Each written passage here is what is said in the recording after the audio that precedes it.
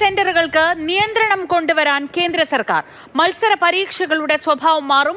Coaching ഇല്ലാതെ പരീക്ഷകൾ വിജയിക്കാൻ കഴിയുന്ന ശുപാർശകൾ മുന്നോട്ട് വെച്ച് വിദ്യാഭ്യാസ മന്ത്രാലയം നിയോഗിച്ച സമിതി.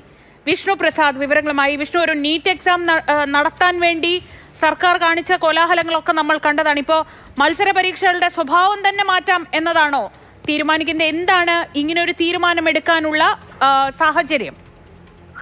ശ്രീജ സൂചിപ്പിച്ചതുപോലെ നീറ്റ് പരീക്ഷയിൽ നടന്ന ക്രമക്കേടുകളുടെ എല്ലാം പശ്ചാത്തലത്തിൽ തന്നെയാണ് ഇപ്പോൾ ഒരു പുതിയ നീക്കത്തിലേക്ക് കേന്ദ്ര സർക്കാർ നീങ്ങിക്കൊണ്ടിരിക്കുന്നത്. കേന്ദ്ര വിദ്യാഭ്യാസ മന്ത്രാലയം നിയോഗിച്ച ഒമ്പതംഗ സമിതിയാണ് ഇപ്പോൾ ഒരു കരട് റിപ്പോർട്ട് സമർപ്പിച്ചിട്ടുള്ളത്. ഇതിലെ ശുപാർശകളാണ് JEE, നീറ്റ്, CUET, UG തുടങ്ങിയ പ്രവേശന പരീക്ഷകളുടെ ഒരു സംസ്കാരം തന്നെ മാറ്റിയെടുക്കാനുള്ള ശുപാർശകൾ മുന്നോട്ട് വെച്ചിട്ടുള്ളത്. കോച്ചിംഗ് സെന്ററുകളിൽ പരിശീലനം നേടാതെ പരീക്ഷ ജയിക്കാനാകില്ല എന്ന സാഹചര്യം മാറ്റാനാണ് ഇപ്പോൾ എന്തായാലും തീരുമാനിച്ചിട്ടുള്ളത്. ഇതിന്റെ അടിസ്ഥാനത്തിൽ കോച്ചിംഗ് സെന്ററുകൾക്ക് രാജ്യവ്യാപകമായി ഒരേ നിയമം കൊണ്ടുവരാനും അതോടൊപ്പം തന്നെ സുരക്ഷാ വീഴ്ചകൾ നിയന്ത്രിക്കാനും ഇത്തരത്തിലുള്ള ഡമ്മി സ്കൂളുകളുടെ വ്യാപനം നിയന്ത്രിക്കാനും എല്ലാം തന്നെയാണ് ഈ ശുപാർശകൾ മുന്നോട്ട് വെച്ചിട്ടുള്ളത്. സ്വകാര്യ കോച്ചിംഗ് സ്ഥാപനങ്ങൾക്ക് ഒരൊറ്റ നിയമം, രാജ്യവ്യാപകമായി ഒരൊറ്റ നിയമം, അതോടൊപ്പം തന്നെ വിദ്യാർത്ഥികൾ കോച്ചിംഗ് സെന്ററുകളെ അമിതമായി ആശ്രയിക്കുന്നത് കുറയ്ക്കുക, അതോടൊപ്പം തന്നെ സ്കൂൾ വിദ്യാഭ്യാസത്തിന്റെ പ്രാധാന്യം വർദ്ധിപ്പിക്കുക എന്നതാണ് ഈ ശുപാർശകളുടെ പ്രധാനപ്പെട്ട ലക്ഷ്യങ്ങൾ എന്ന് പറയുന്നത്. അതും കൂടാതെ ഈ കോച്ചിംഗ് സ്ഥാപനങ്ങൾ നൽകുന്ന പരസ്യങ്ങൾക്കും കൂട്ടിടുകയാണ്. അവിടെ പഠിപ്പിക്കുന്ന അധ്യാപകരുടെ യോഗ്യത, യഥാർത്ഥ വിദ്യാർത്ഥികളുടെ എണ്ണം, വിജയിച്ചവരുടെ കൃത്യമായ കണക്ക് എന്നിവ ഇത്തരത്തിൽ പരസ്യപ്പെടുത്തണം. ടോപ്പർ പരസ്യങ്ങൾക്ക് നിയന്ത്രണം ഉണ്ടാവുകയാണ്. അതായത് പല ഘട്ടങ്ങളിലായി കോച്ചിംഗ് സെന്ററുകളെ വിദ്യാർത്ഥികൾ ആശ്രയിക്കാറുണ്ട്. ടെസ്റ്റ് സീരീസുകൾക്ക് മാത്രമായിട്ടോ അല്ലെങ്കിൽ ക്രാഷ് കോഴ്സിന് മാത്രമായിട്ടോ ഒക്കെ വരാറുണ്ട്. അത്തരം വിദ്യാർത്ഥികളെ കൂടി തങ്ങളുടെ ടോപ്പർ എന്ന നിലയിൽ ഈ കോച്ചിംഗ് സെന്ററുകൾ പരസ്യപ്പെടുത്തുന്നതിന് ചില നിയന്ത്രണങ്ങൾ ഏർപ്പെടുത്തുകയാണ് ഇപ്പോൾ എന്തായാലും കേന്ദ്ര സർക്കാർ. അതിനുവേണ്ടിയുള്ള ശുപാർശകളാണ് മുന്നോട്ട് വെച്ചിട്ടുള്ളത്.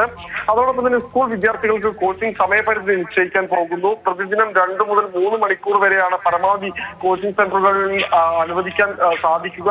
+2 പഠനകാലത്ത് തീവ്ര കോച്ചിംഗ് ആവശ്യമില്ല. +2 കഴിഞ്ഞതിന് ശേഷമാണ് തീവ്ര പരിശീലനം നൽകേണ്ടത് എന്ന നിലപാടും ഈ സമിതി മുന്നോട്ട് വെക്കുന്നുണ്ട്. അതോടൊപ്പം തന്നെ പ്രവേശന പരീക്ഷകളിൽ മാറ്റം ഉണ്ടാവുകയാണ്. കാരണം കോച്ചിംഗ് സെന്ററുകളിലെ ചോദ്യോത്തരങ്ങൾക്ക് ആ രീതി മാറിക്കൊണ്ട് പകരം സ്കൂൾ പാഠപുസ്തകത്തിലെ വിവരത്തെ അടിസ്ഥാനമാക്കിയുള്ള ചോദ്യപേപ്പറുകൾ തയ്യാറാക്കുന്ന നിലയിലേക്ക് ഇത് മാറ്റുന്ന ഒരു സാഹചര്യമാണ് ഉണ്ടാവുക. അതായത് ഈ കോച്ചിംഗ് സെന്ററുകളിൽ ചില ട്രിക്കുകൾ പഠിപ്പിക്കുകയും അതോടൊപ്പം തന്നെ ചില സൂത്രവാക്യങ്ങൾ പഠിപ്പിക്കുകയും ചെയ്തുകൊണ്ട് വിദ്യാർത്ഥികളെ മത്സര പരീക്ഷകളിൽ വിജയിപ്പിക്കുന്ന രീതിക്ക് ഈ മാറ്റം വരാൻ പോകുന്നു എന്നാണ് മനസ്സിലാക്കുന്നത്. അതോടൊപ്പം തന്നെ ഡമ്മി സ്കൂളുകൾ തടയുക, അതായത് സ്കൂളിൽ പോകാതെ ഔപചാരിക വിദ്യാഭ്യാസം നേടാതെ ഇത്തരത്തിൽ കോച്ചിംഗ് സെന്ററുകളെ ആശ്രയിക്കുന്ന രീതിക്ക് മാറ്റം വരുത്തുന്നതിന് ബയോമെട്രിക് ഹാജർ ഉൾപ്പെടെയുള്ള ശുപാർശകൾ മുന്നോട്ട് വെച്ചിട്ടുമുണ്ട്. എന്തായാലും നിലവിലെ സാഹചര്യത്തിൽ ഇത്തരം ശുപാർശകൾ നടപ്പാക്കിയാൽ കോച്ചിംഗ് സെന്ററുകളെ വിദ്യാർത്ഥികൾ അമിതമായി ആശ്രയിക്കുന്നത് ഒഴിവാക്കാൻ സാധിക്കും. അതുവഴി വിദ്യാർത്ഥികളുടെ മാനസിക സമ്മർദ്ദം കുറയ്ക്കാൻ സാധിക്കുമെന്നാണ് ഇപ്പോൾ ഈ 9 സമിതിയുടെ കണ്ടെത്തൽ. ഇത് സംബന്ധിച്ച